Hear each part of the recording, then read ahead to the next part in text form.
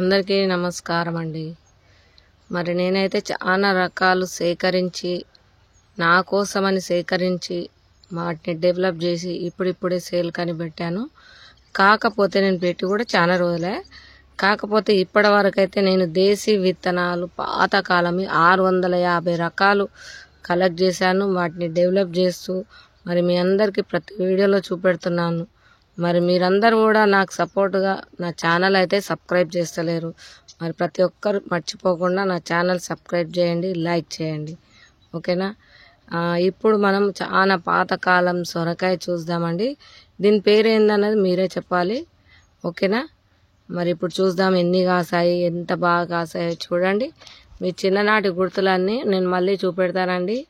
చిన్నప్పుడు తిన్న సొరకాయలు అన్ని రకాలు మనలో వీడియోలో ఉంటే ప్రతిదీ మీరు చూడవచ్చు.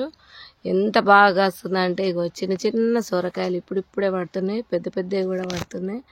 చూడండి, ఇంకా ఆడ పైన కూడా పిందెలు ఉన్నాయి, చూస్తున్నారు కదా. మరి ఇలాంటి సొరకాయలు చాలా మందికి ఇష్టం అండి. ఈ సొరకాయ పేరు అందన్నది కూడా మీరు చెప్పాలి. చెట్లల్లో దాచుకున్న సొరకాయలు చూడండి ఇంకెంత బాగా కాసాయో.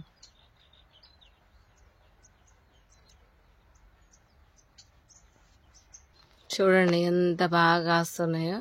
మరి మీరు కూడా ఇలాంటి సొరకాయలు చూసారా, ఇదేం పేరు అన్నది చెప్పండి, ఓకేనా.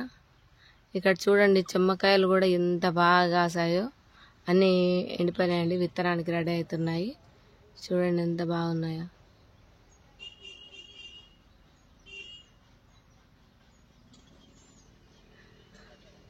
ఓకేనండి, మరి వీడియో ఎలా ఉంది కమెంట్ రూపంలో తెలియచేయండి మర్చిపోకుండా, ఓకేనా.